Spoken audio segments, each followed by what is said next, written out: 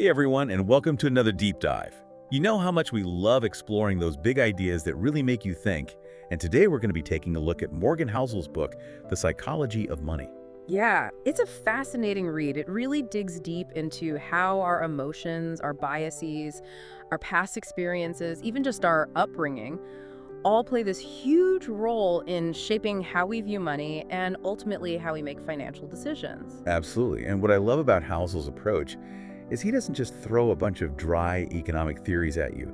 He brings these ideas to life through compelling stories and research, and we're going to be unpacking some of the most mind-blowing insights from the book today. We'll be sharing those real-life examples and discussing how you can actually apply those lessons to your own financial journey. Yeah, because at the end of the day, what's the point of all this knowledge if you can't actually use it to improve your own life, right? Exactly. So get ready for some serious aha moments. Okay, so let's jump right in. One of the first things that really hit me hard in the book is this idea that behavior trumps intelligence when it comes to financial success. Right from the get-go, Housel challenges this notion that you have to be some sort of financial genius to be good with money. Yeah, and he actually tells this captivating story about a tech executive who designed a key component for Wi-Fi routers in his 20s. Yeah. So, a brilliant guy. The classic Silicon Valley success story: started companies, sold them, made millions. Yeah, but here's the catch. Despite his obvious intellect, he had this really strange relationship with money. Oh, this is where it gets interesting, right? Yeah, he was obsessed with flaunting his wealth. He would carry around bricks of $100 bills, brag about his money constantly. It was like he needed everyone to know how rich he was. Like he needed that validation. Exactly. It was almost like he was insecure about his wealth. He would constantly try to prove himself, even going as far as throwing money at people who he felt had wronged him. Wow. Yeah. So here you have this incredibly smart guy, Right. making millions, but driven by these underlying insecurities that ultimately lead to his downfall. And that's exactly what happened. He ended up going broke. It makes you wonder, what's the point of all that intelligence if you can't manage the money you make? It's a powerful lesson that financial success really boils down to mastering your behaviors and habits.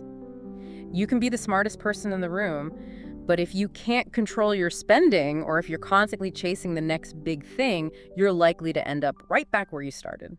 Yeah, it's not about outsmarting the market. It's about mastering yourself, your emotions, your impulses. It's about playing the long game. Absolutely. And this leads us to one of my favorite stories from the book, the story of Ronald Reed. Oh yeah, I remember this one. Tell me about Ronald. So Ronald was a janitor, lived a very simple life, drove a used Toyota pickup truck, wore a worn-out coat, and, just kind of blended into the background. Not exactly someone you'd picture as a millionaire. Not at all. But when Ronald passed away at the age of 92, guess what he left behind? An impressive collection of worn-out coats. No. An $8 million fortune. $8 million. Yeah. A janitor. Yeah. His story is like the perfect example of how slow and steady wins the race. He saved, diligently invested in blue-chip stocks, and just let the magic of compounding work its wonders over decades. It's like the tortoise and the hare story applied to finance. Exactly. He wasn't trying to get rich quick. He was just consistently making smart choices with his money. So it's not about being a Wall Street wizard or having some secret formula. It's about discipline, consistency, and having the patience to let your investments grow over time. And this idea that our past experiences really shape our financial decisions is actually backed up by some really interesting research. Oh yeah, tell me more. There were these two economists, Ulrich Malmendier and Stefan Nagel. They did this fascinating study using data from the Survey of Consumer Finances. And they found this really strong link between the economic conditions people experienced in their younger years and their investment choices later in life. Okay, so are you saying if you grew up during a recession, you're more likely to be cautious with your money as an adult? Yeah, exactly. For example, they found that people who lived through periods of high inflation, even if it was decades ago, were much less likely to invest in stocks even when the current economic climate was stable. It's like those experiences really get imprinted on us, making us either more risk-averse or more risk-taking, even if logically it doesn't make sense in the present. Right. It's almost like we're carrying around these internal scripts based on what we've lived through, and those scripts often dictate our financial choices more than any sort of rational analysis. So even when we think we're being completely level-headed, our past experiences are kind of pulling the strings in the background. That's right. And to really understand this idea even better, let's talk about another story from the book. So Housel wrote this article criticizing the working conditions in factories like Foxconn. You know, those factories that produce iPhones and all sorts of electronics. Yeah, I remember reading about those tough working conditions. So after the article was published, Housel received a response from the nephew of a woman who actually worked in one of these factories. Okay, I'm curious, what did the nephew have to say? Well, instead of agreeing with Housel's criticisms, the nephew actually defended the factory. He argued that for many workers, even those tough conditions were a step up from their previous lives. Wow, so like their baseline for comparison was completely different. Exactly. And to really drive home this point, the nephew shared that his own aunt, before working the factory, had actually been a prostitute. Oh, wow. Yeah, it really makes you realize that what might seem irrational or even morally wrong to us could be a completely understandable survival strategy for someone else. It's a real call for empathy, isn't it? Recognizing that our own financial values and priorities aren't universal. Absolutely. Everyone's coming from a different place with different experiences and different challenges. So what might be a no-brainer financial decision for one person could be a really tough call for someone else. Yeah, you can't just judge someone's financial choices without understanding the context of their life. Right. And this brings us to another key point, that Housel makes the interconnected nature of luck and risk. Okay, I'm intrigued. How are luck and risk intertwined when it comes to money? Well, Housel uses the example of Bill Gates, someone we all think of as this brilliant and incredibly successful entrepreneur. But he digs into this fascinating detail about Gates' early life. Oh yeah, I remember this from the book. Tell me about Bill. So back in 1968, Bill Gates attended Lakeside School, a private institution that made a very unusual decision. They decided to invest in a computer, one of the very few in existence at the time. I mean, how many high school students had access to a computer back then? It's like winning the lottery. Exactly. And Gates himself has acknowledged how this incredible stroke of luck shaped his entire trajectory. He said without Lakeside School, there would be no Microsoft. It's mind-boggling to think about how things could have played out differently if he hadn't been given that opportunity. It's a great example of how luck can play such a huge role in success. You can have all the talent and drive in the world, but sometimes it takes a little bit of luck to really get you where you want to be. Okay, so that's the luck side of the equation. But what about the risk part? Well, Housel doesn't just focus on Gates's good fortune. He contrasts it with the story of Gates's close friend, Ken Evans, who was equally brilliant, shared Gates's entrepreneurial spirit, and was deeply involved in their early explorations of computers. Right, and sadly, Evans died in a mountain climbing accident when he was just 19 years old. It's a tragic reminder that no matter how talented or driven you are, life is full of unpredictable risks that can change everything in an instant. We tend to focus on the success stories, but it's important to remember that misfortune can strike anyone at any time. So if luck and risk are so deeply intertwined, how do we even approach financial decisions? Are we just at the mercy of fate? Well, Housel doesn't say we should just throw our hands up and let fate decide. Instead, he argues that understanding the role of both luck and risk helps us make more informed and, more importantly, more humble decisions. So it's about acknowledging that we can't control everything right. Yeah. And being prepared for those curveballs that life throws our way. Exactly. We need to have a healthy respect for risk and be aware that even the best laid plans can go astray. Yeah. It's like that saying, hope for the best, but prepare for the worst. Exactly. And this understanding should actually make us more cautious in our financial decision making. So it's not about being paralyzed by fear. It's about being aware of the potential downsides and making choices that are more resilient to those unexpected events. Exactly. It's about building a solid foundation, making smart choices, and recognizing that slow and steady progress combined with a bit of luck is often the most sustainable path to success. Couldn't have said it better myself. Okay, so we've talked about how our behavior, our experiences, and even just plain luck can influence our financial decisions. But I think it's time we take a quick pause to let all of this sink in. We'll be back in a flash to continue our deep dive into the psychology of money. Stay tuned. All right, we're back and ready to dive even deeper into the fascinating world of the psychology of money. You know, one of the concepts that really resonated with me was this idea of enough. Enough. Yeah, like knowing when you have enough money. It sounds simple, right? But Housel argues that so many people, even those who achieve incredible financial success, really struggle with this concept. They're always striving for more, never feeling satisfied.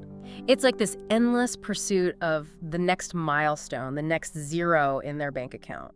And he uses some pretty compelling examples to illustrate this point. Oh, absolutely. Yeah. Like the story of Rajat Gupta. Have you heard of him? Vaguely ring a bell. So Gupta came from really humble beginnings. He was orphaned at a young age, But through hard work and sheer determination, he rose to become the managing director of McKinsey & Company. McKinsey. That's like one of the top consulting firms in the world, right? Yeah, he was advising Fortune 500 CEOs, rubbing shoulders with the global elite. He had achieved a level of success that most people can only dream of. But it still wasn't enough. That's the thing. Gupta got caught up in this web of insider trading. He started sharing confidential information with a hedge fund manager, ultimately leading to his conviction and a prison sentence. Like the higher he climbed, the more he wanted. And it ultimately led to his downfall. It's a classic tale of ambition gone wrong. A cautionary tale for sure. Sure. It's like that saying, money can't buy happiness, but maybe it can buy you a whole lot of trouble if you're not careful. Right. It highlights this danger of letting greed and ambition cloud your judgment. You can get so caught up in the pursuit of more that you lose sight of what truly matters. Like your integrity, your relationships, your peace of mind. Exactly. And to drive this point home even further, Housel contrasts Gupta's story with that of Bernie Madoff. Oh, Bernie Madoff, the poster child for financial greed. Yeah, Madoff orchestrated this massive Ponzi scheme, defrauding thousands of investors, stealing billions of dollars over decades. Driven by that insatiable need to maintain that facade of wealth and success. It's a reminder that the pursuit of wealth without a sense of enough can be incredibly destructive, not just for yourself, but for everyone around you. So how do we find that balance? How do we define enough in a world that's constantly telling us to strive for more? More money, more stuff, more status. It's tough, right? I think it starts with really defining what success means to you on your own terms. What are your values? What truly brings you joy and fulfillment? It's about figuring out what you need to live a comfortable and meaningful life, and then being content with that. Right. It's not about keeping up with the Joneses. It's about creating a life that aligns with your own definition of success. I love that. Okay, so we've talked about this idea of enough, but what about the process of actually building wealth? What are some of the key principles that Housel highlights? Well, one of the most fundamental concepts he emphasizes is the power of compounding. Compounded, the eighth wonder of the world. Right. It may not sound as exciting as some get-rich-quick scheme, but trust me, understanding this principle can be a total game changer. Yeah, but whenever someone starts talking about compounding, my eyes kind of glaze over it. It just seems so abstract and theoretical. Can you break it down for me in a way that makes sense? Absolutely. So to illustrate the power of compounding, Housel uses this really interesting analogy to the formation of ice ages. Okay, an ice age analogy. It should be good. So scientists have discovered that tiny shifts in the Earth's orbital tilt can actually trigger a chain reaction that leads to an ice age. Wait, really? Like just a slight change in the Earth's tilt can cause an ice age? Yeah.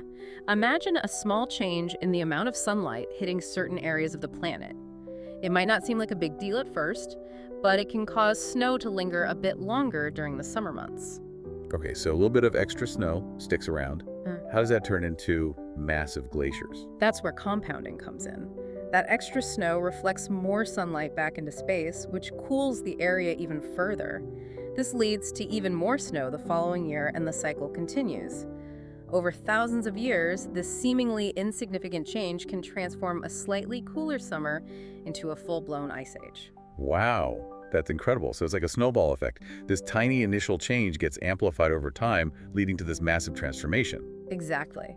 And this same principle applies to investing. Even small, consistent gains compounded over long periods can create significant wealth, even if you're not starting with a huge sum of money. Okay, that makes sense.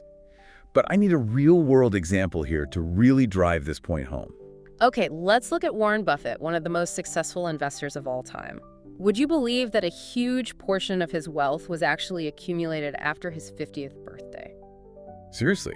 I mean, he's been investing for decades. Yeah, but it really highlights the importance of time in the compounding equation. The longer your money has to grow, the more those initial gains multiply, creating this incredible snowball effect. So even for the Oracle of Omaha, it wasn't just about making brilliant investments, it was about having time on his side. Absolutely. Time is the secret ingredient in the compounding formula. Okay, I'm starting to see the light here. So it's not about chasing those quick wins. It's about being patient and letting your investments grow steadily over time. Exactly. Now, some people might argue that this whole time thing doesn't apply if you're achieving really high returns. Like, what about those investors who are making 20, 30, even 40% per year? Yeah, do they even need compounding? Well, Housel addresses this by sharing the story of Jim Simons, the head of the hedge fund Renaissance Technologies. Have you heard of him? Yeah, he's like a legend in the hedge fund world, right? Yeah, Simons has this incredible track record, averaging 66% annual returns since 1988. 66%? Are you serious? It's mind-blowing, right? But here's the catch. Simons didn't start achieving these amazing returns until he was 50.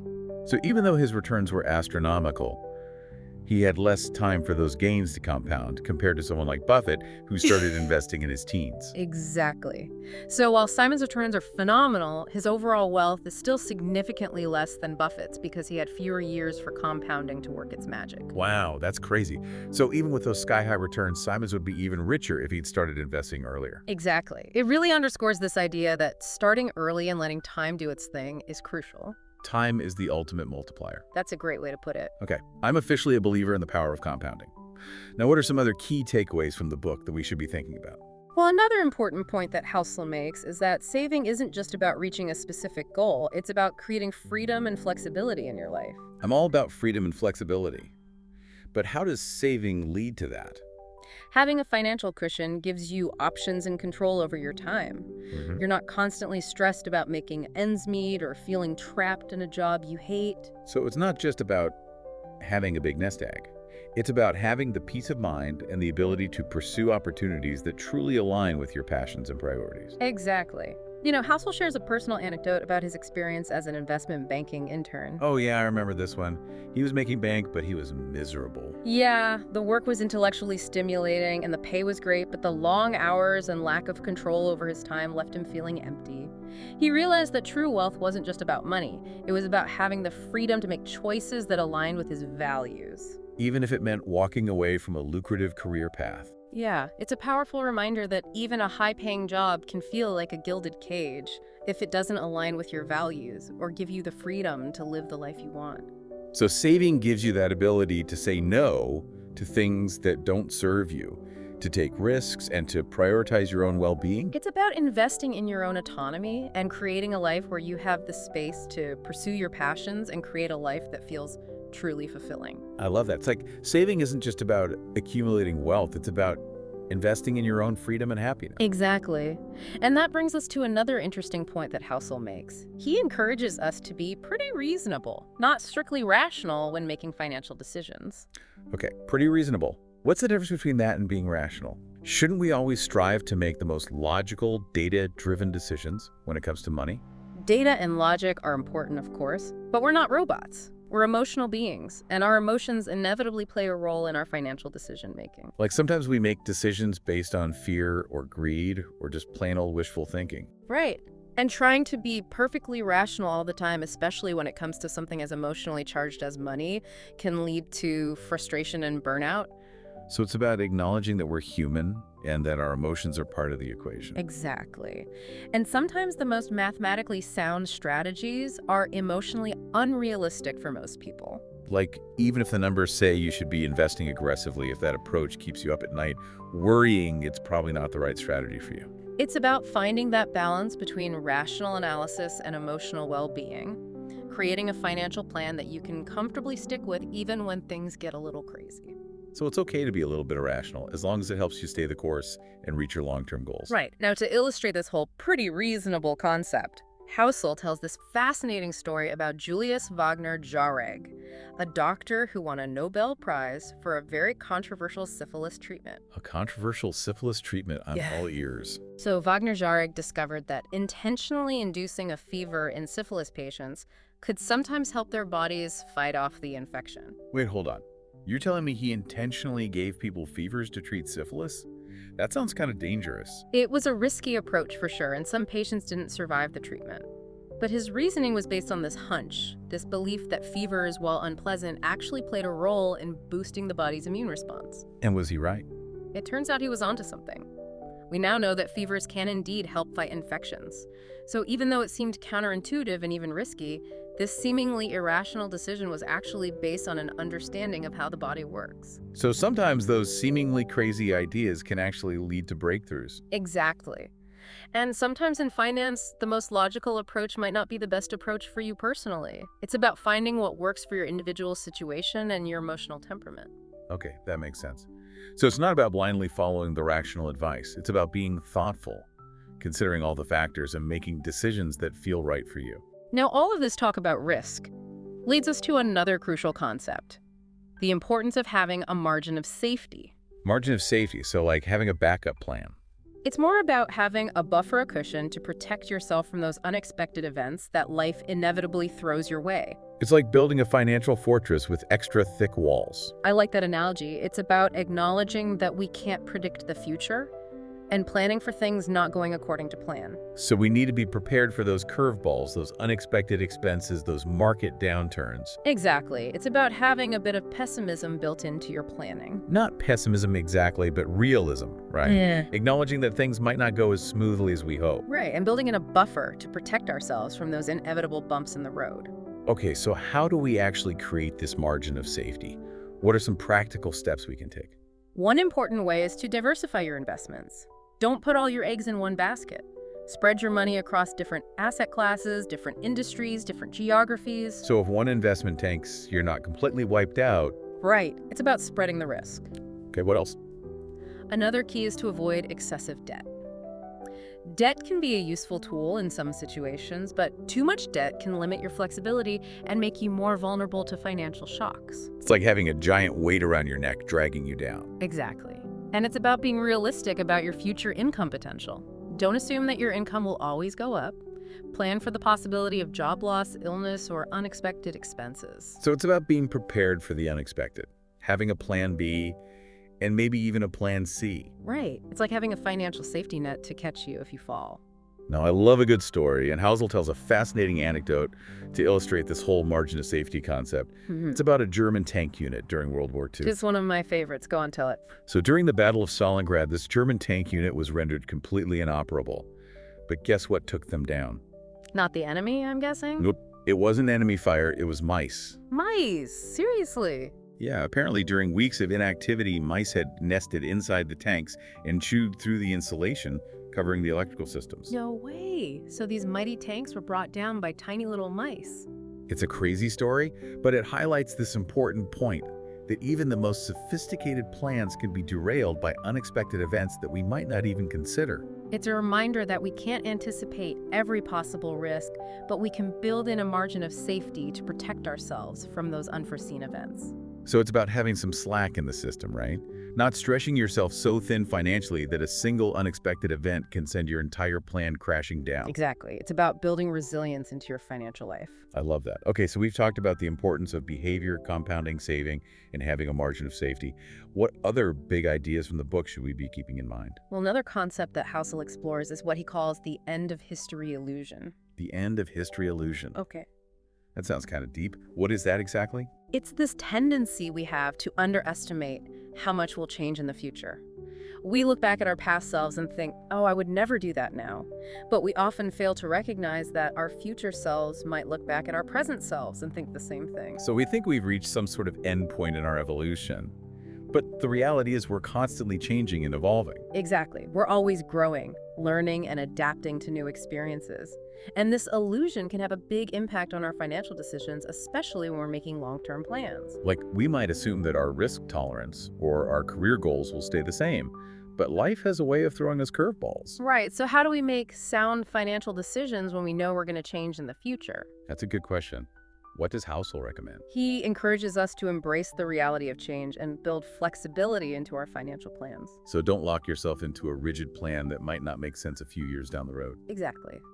And he suggests that instead of just focusing on financial success, we should also prioritize things like free time, family time, and personal fulfillment. It's about creating a balanced life, not just a wealthy one. Right. It's about diversifying your life, just like you diversify your investments. I like that. Okay, so we need to be adaptable and open to change. But what about actually choosing an investment strategy? Does Housel offer any guidance there? He does. He actually shares his own personal approach to investing, which I found really interesting. Okay, lay it on me. What's his secret? Housel follows a very simple but effective strategy. He invests in a low-cost index fund for the long term. Index funds. That's pretty classic advice. Yeah, it's a popular approach for a reason. Index funds are designed to track a specific market index, like the S&P 500.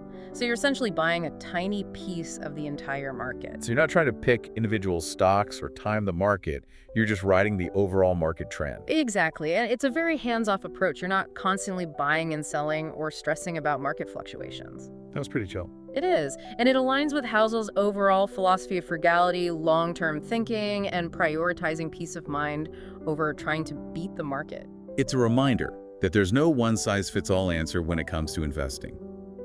What matters most is finding a strategy that you understand, that you're comfortable with, and that aligns with your own financial goals and risk tolerance. Absolutely. Whether it's index funds, real estate, or starting your own business, the key is to find what works for you and stick with it. Don't get caught up in chasing the latest investment fads or comparing yourself to others who might have completely different goals and strategies. Now, before we move on, I think it's important to touch on one more thing, that Housel discusses the rise of the American consumer. Okay, take us back in time. What's the story here? So Housel traces the evolution of the American consumer from the end of World War II to the present day, highlighting these key moments that have shaped our spending habits, our attitudes toward debt, and really our whole financial outlook. It's like we're all products of our history, right? Even when it comes to money. Exactly. Yeah. He starts by talking about the post-war boom. After years of rationing and uncertainty, Americans were eager to spend and enjoy the fruits of their labor. They wanted to buy new homes, new cars, new everything. It was like this pent-up demand just waiting to be unleashed. And to fuel this consumption, the government encouraged low interest rates, and easy access to credit debt became seen as a tool for economic growth. It was like spend now, worry later. Right, in a way, yeah. And it worked for a while. It led to a surge in consumer spending and a period of economic prosperity. But it also created this expectation that consumption would always go up. But it couldn't last forever, right? No.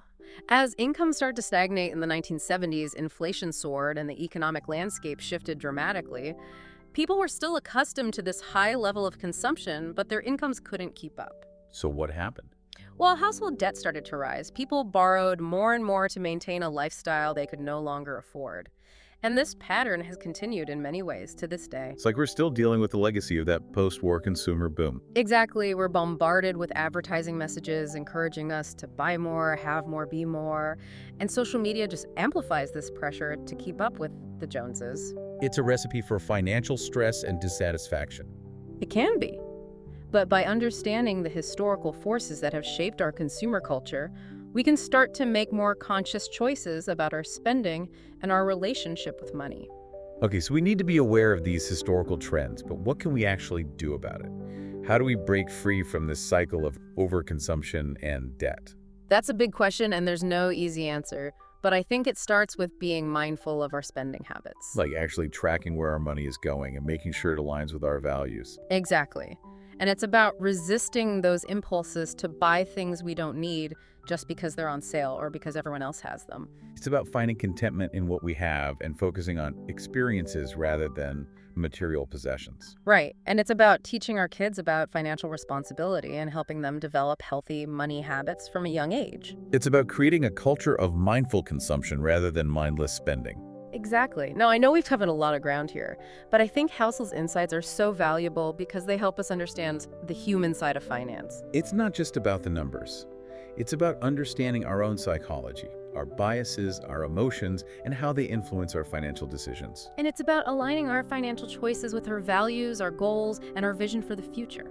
All right, I think we need to take a quick breather to process all of this. We'll be back in a jiffy to wrap up our deep dive into the psychology of money. Stay with us. Welcome back to the show. All right, so we spent the last couple of segments really unpacking some of the key ideas from MorganHousel's The Psychology of Money. And man, there's a lot to digest. There is. It's a book that really makes you think differently about your relationship with money. It does, and I think what's so powerful about Housel's approach is he doesn't just tell you what to do or how to invest. He really digs into the why behind our financial decisions, the psychology behind it all. Right. It's not just about the numbers. It's about understanding the human element, the emotions, the biases, the stories we tell ourselves about money. And how all of that shapes our financial outcomes. Exactly. So before we wrap things up, I think it would be helpful to distill some of the most powerful and actionable takeaways from the book. Yes, let's do a little recap. What are some of the key lessons that listeners should really take to heart? Well, one of the biggest takeaways for me is that financial success is driven more by behavior than intelligence. You don't have to be a math whiz or a Wall Street guru to be good with money. Right. It's more about developing those good habits, like saving consistently and avoiding impulsive spending.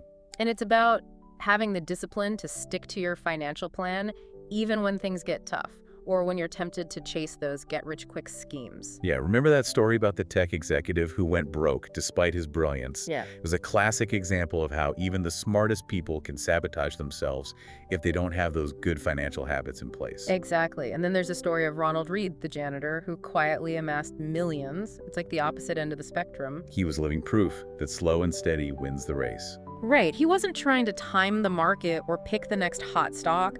He was just consistently saving and investing in a diversified portfolio. And letting the power of compounding do its thing. Which brings us to another crucial concept, understanding enough. Ah, yes, the elusive concept of enough. It's so easy to get caught up in this endless pursuit of more money, more stuff, more status. But true wealth isn't about having the most toys.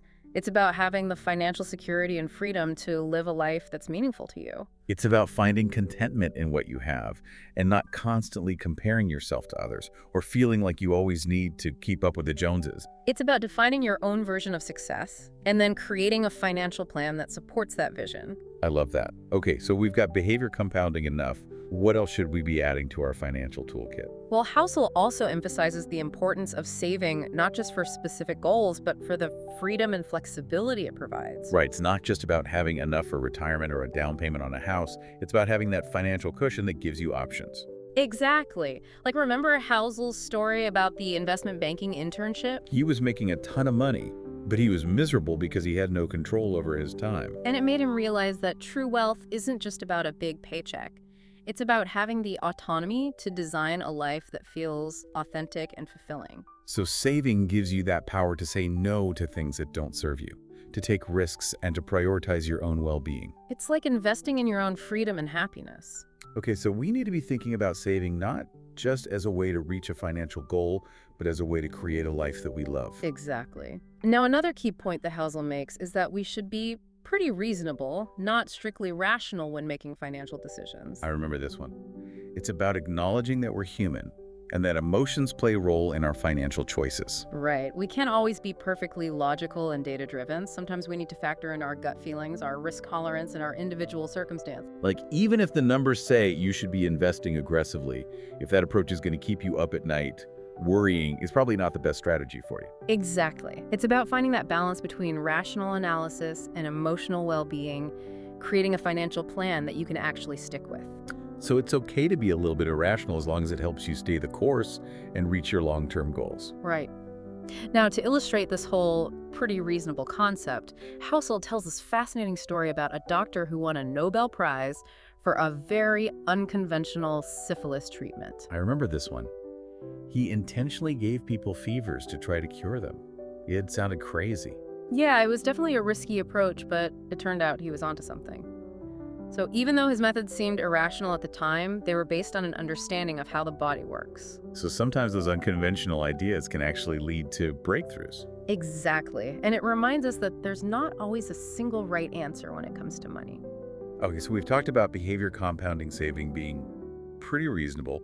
What else should we be keeping in mind? Well, Housel also talks about the importance of recognizing the role of tails, or those rare but incredibly impactful events that can shape our financial lives. Like winning the lottery or getting hit by a bus. Or in the case of Heinsberg Gruen, the art dealer, amassing a fortune by being right about a handful of key art acquisitions. Right, it's those outliers, those unexpected wins or losses that can really make or break us. So it's not just about planning for the expected, it's about building in a margin of safety to protect ourselves from those unpredictable events. Like having an emergency fund or diversifying your investments. Exactly. It's about creating a financial plan that can weather the storms. Okay, and finally, I think we need to touch on this idea, the end of history illusion. Yes, this tendency to underestimate how much will change in the future. We look back at our past selves and think, oh, I would never do that now. But we often fail to recognize that our future selves might look back at our present selves and think the same thing. It's like we assume we've reached the final version of ourselves. But the reality is we're always evolving and growing. And this illusion can impact our financial decisions. We might make choices based on who we are today, but our priorities, our values, even our risk tolerance might shift over time. So how do we plan for the future when we know we're going to change? Housel encourages us to embrace the reality of change and build flexibility into our financial plans. So don't lock yourself into a rigid plan that might not make sense a few years down the road. Exactly. Be open to adjusting your strategy as your life circumstances and your goals evolve. Okay, so it's not about finding the perfect financial plan. It's about finding a plan that works for you today and being willing to adapt it as you go along. That's a great way to put it. Well, I think we've covered a lot of ground here, and I don't know about you, but I'm feeling pretty inspired to take a closer look at my own financial habits and make sure they're aligned with my goals and values. Me too. It's a good reminder that we all have the power to shape our financial futures. It's not about luck or being a genius. It's about understanding the psychology of money and making choices that are aligned with our best interests. Absolutely. Yeah. So we encourage all of our listeners to check out MorganHousel's The Psychology of Money. It's a book that can truly change the way you think about money and your relationship with it. Thanks for joining us on this deep dive. We hope you've gained some valuable insights and are feeling empowered to take control of your financial journey. Until next time.